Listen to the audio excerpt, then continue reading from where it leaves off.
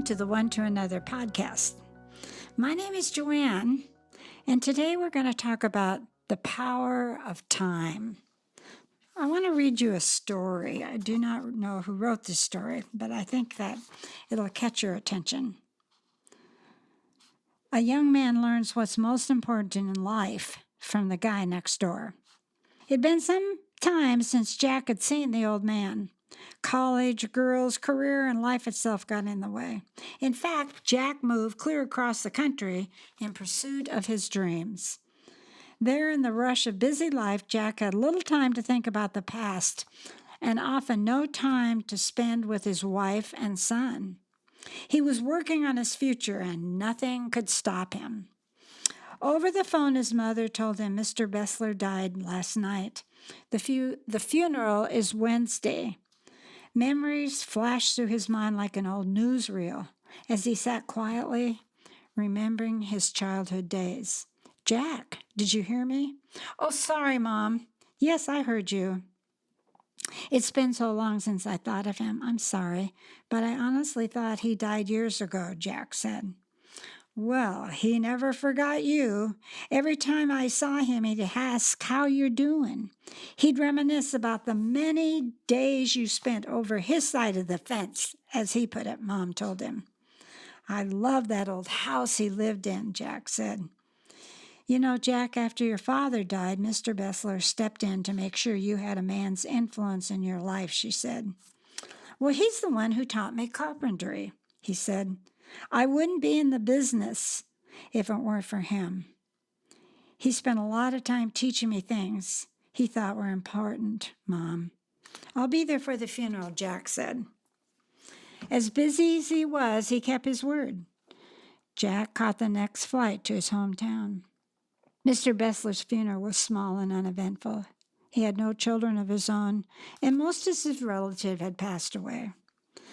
The night before he had to return home, Jack and his mom stopped by to see the old house next door one more time.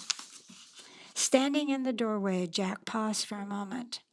It was like crossing over into another dimension, a leap through space and time. The house was exactly as he remembered. Every step held memories, every picture, every piece of furniture. Jack stopped suddenly. "What's wrong, Jack?" his mom asked.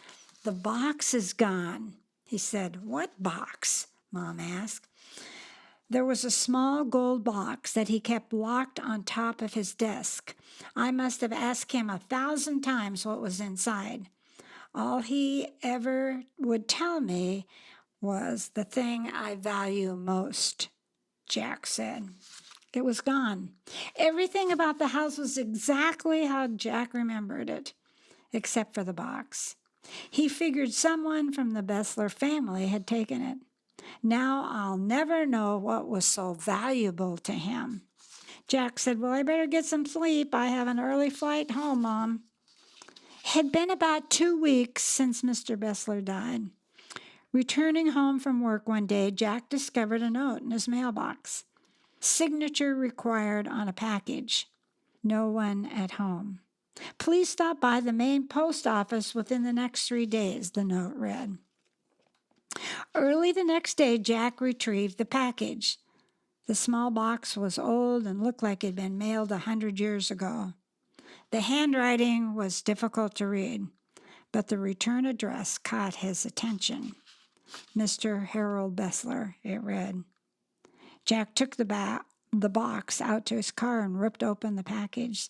There inside was the gold box and an envelope. Jack's hand shook as he read the note inside. "Upon my death, please forward this box and its contents to Jack Bennett. It's the thing I value most in my life." A small key was tapped to the letter. His heart racing, his tears filling his eyes, Jack carefully unlocked the box. There inside, he found a beautiful gold pocket watch. Running his fingers slowly over the finely etched casing, he unlatched the cover. Inside, he found the words engraved, "Jack, thanks for your time. Harold Bessler. The thing he valued most was my time. You know, I've been thinking about this story since I read it for the first time. And I remember a quote that someone from West Africa said, "You Americans have watches, but we have all the time. You Americans have all the watches, but we have all the time." This was spoken by a man from West Africa. Well, when I was thinking about time and how we invest our time, I remember 20 years ago when Ron and I went to St. Thomas. We were on a cruise and we spent the day in St. Thomas, and one of our goals was to go into one of their jewelry stores, and we both needed a new watch. And so I remember that we went into several stores, but finally we ended up in this one store. And Ron told the man that we were looking for watches that were very similar. We wanted them as close to being alike as possible.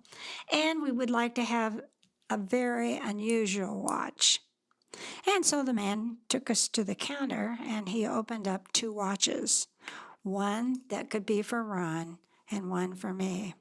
And he said, "These watches are very special." He said, "They don't need a battery. They work by the light that comes in and the movement." And he said, "I guarantee you that these two watches are going to be your best gift. They never need a battery." So, you know, good old Ron, he wanted to dicker a little bit to see how much these were going to cost. And we finally came to a price, or I'd say he did, he finally came to a price of $50. They were $50 a piece. And so he agreed on it, and we agreed, and we put the money out, and guess what? We each came home with a brand new watch. Now, these watches we've been wearing for 20 years. And I did go to a store recently to see how much this particular watch costs, and it was over $300, each one of them, much over $300. And I got to thinking about this whole idea of how do you use your time? Well, in the years since we bought these watches, one of my good memories is watching Juan put this watch on. And all the time we've had these watches, we would talk to each other about how we love these watches and how wonderful it is to have a watch that you don't need a battery. Well, as you know, Ron has died, and since that time, I have recalled some of his journey in the dying process. And every day, he would want to make sure he put on his watch, and I'd watch him do it. And again, we would talk about the memories of buying these watches in St. Thomas. Well, the last 8 days of his life, he wasn't able to talk, nor was he able to eat or drink. And every morning when I would get up and go and sit by him and do whatever I could to make him comfortable, I would put on his watch, because I'd taken it off at night and I had placed it in a special place, and in the morning I'd put it back on. And somehow I knew that as I did the ritual of taking it off and putting it on, that there was something special that was happening between both of us. And so I was thinking about, what am I going to do with this watch? Am I going to save it? Am I going to finally give it to someone? I haven't decided yet. But again, if you've read my book, How to Say Goodbye, one of the important things I've learned is to honor the relationship that we've had and then say goodbye to that part of the relationship, because that's no longer a part of our lives. And so I have done some work, and I have said goodbye to putting this watch on Ron or watching him put it on. And as I've done my ritual and looked at this watch and again looked at my own watch, and so grateful for the fact that it keeps perfect time.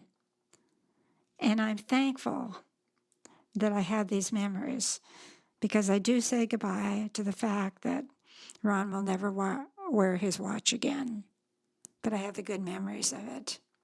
And so, as I've learned in the years that I've been doing grief work, that it's important to say goodbye to the relationship that is no longer there, but to keep the memories.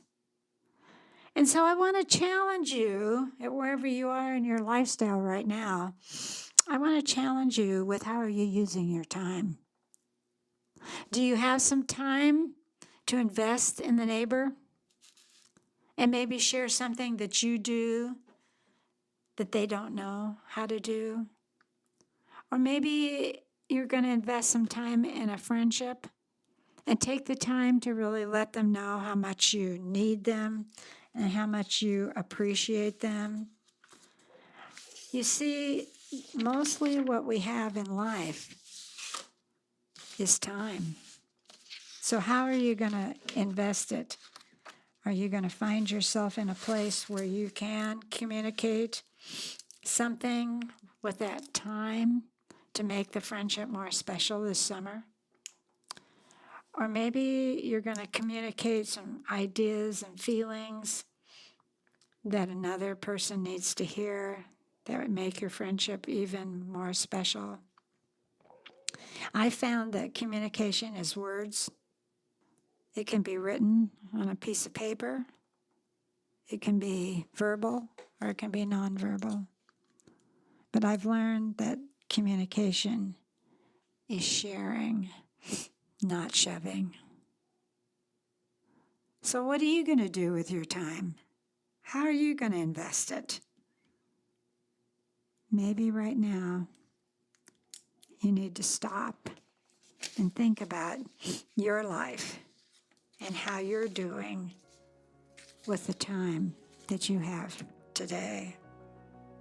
Well, I hope you'll take one more step towards healing and find a way